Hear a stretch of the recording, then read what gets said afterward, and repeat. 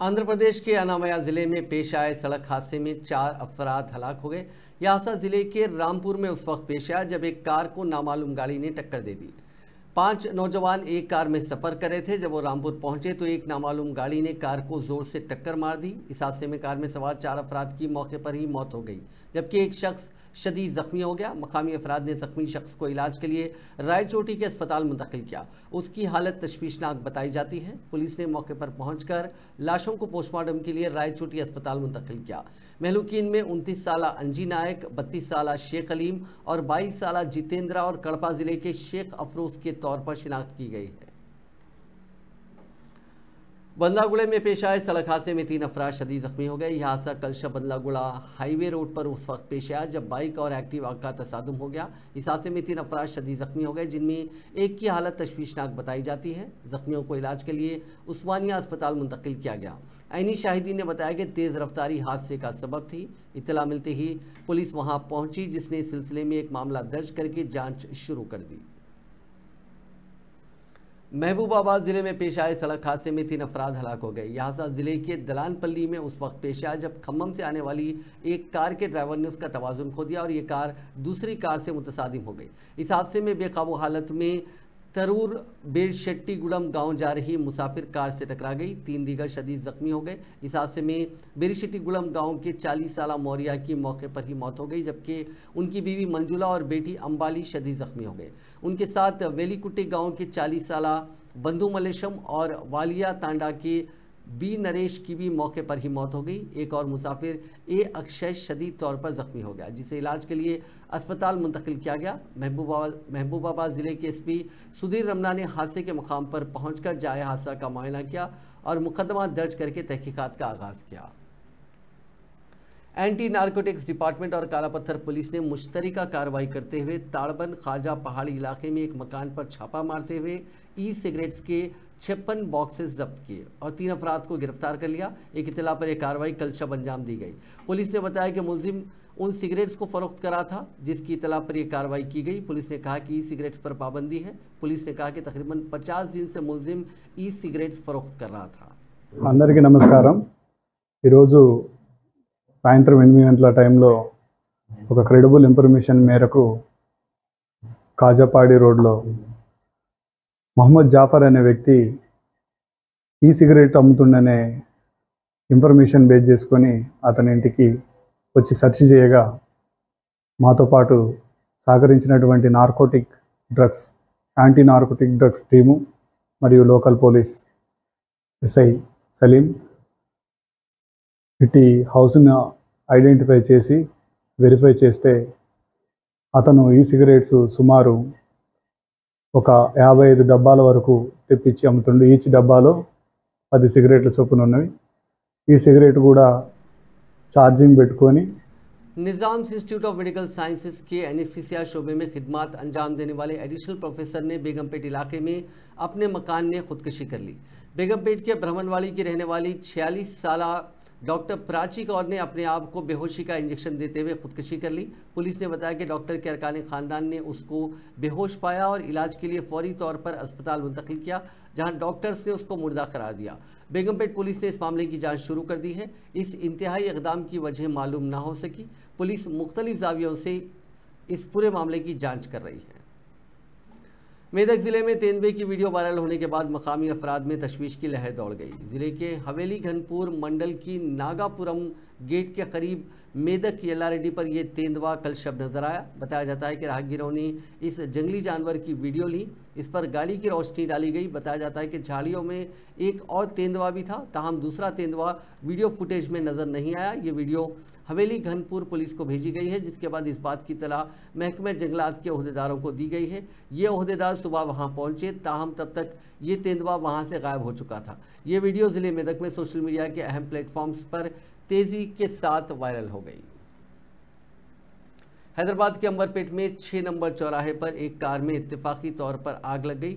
गाड़ी में अचानक आग को देखकर चौकस गाड़ी के मालिक ने उसको सड़क के किनारे रोक दिया और नीचे उतर गया। इत्तला मिलने पर फायर ब्रिगेड के अमले ने मौके पर पहुंचकर आग पर काबू पा लिया। आग ने करीब ही बिजली के खंभों के ऊपर लगे तारों को अपनी लपेट में ले लिया, जिसके नतीजे में बिजली की सप्लाई मुतासिर रही। आग पर काबू पा लिया गया।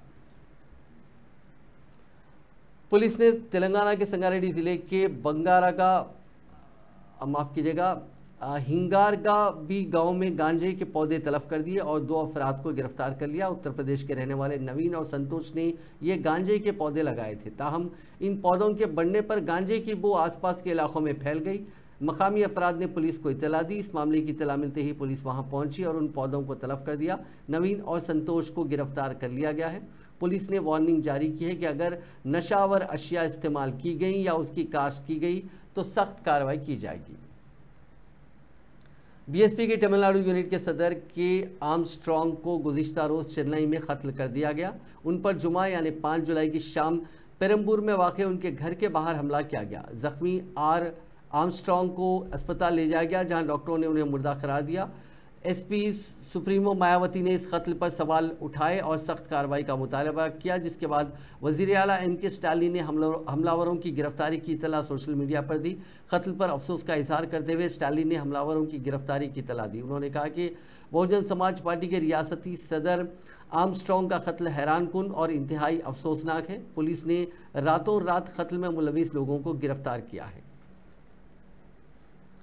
मुल्क में 18वीं लोकसभा की तश्कील के बाद अब मोदी हुकूमत अपनी तीसरी मुद्दत का पहला बजट पेश करने जा रही है। मरकजी बजट 2024 की तारीखों का भी ऐलान कर दिया गया है। वज़ीर ख़जाना निर्मला सीतारामन 23 जुलाई को पार्लियामेंट में बजट पेश करेंगी।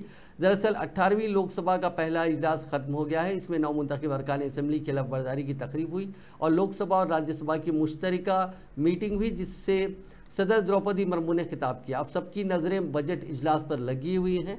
पार्लियामेंट का इजलास 22 जुलाई से 12 अगस्त तक चलेगा।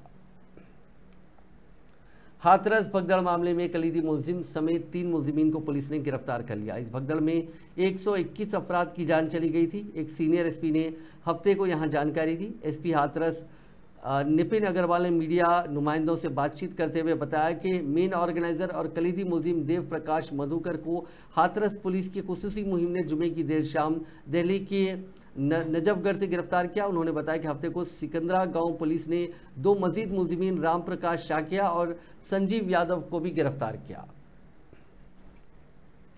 लोकसभा में हिज़्ब इख्तिलाफ के लीडर राहुल गांधी आज गुजरात दौरे पर हैं। अहमदाबाद में उन्होंने आज कांग्रेस कारकुनों से मुलाकात की और फिर पार्टी कारकुनों की एक तकरीब से खिताब करते हुए पीएम मोदी के साथ साथ बीजेपी पर भी शदीद हमले किए। पार्लियामेंट हाउस में आपने देखा होगा कि अजीब सी बात है,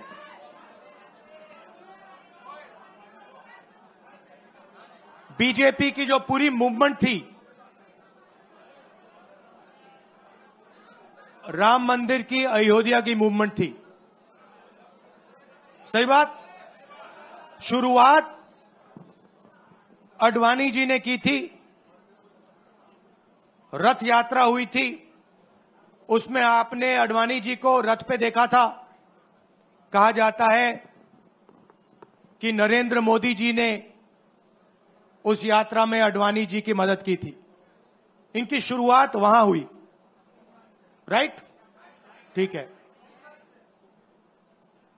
रथ यात्रा चली और पार्लियामेंट में मैं सोच रहा था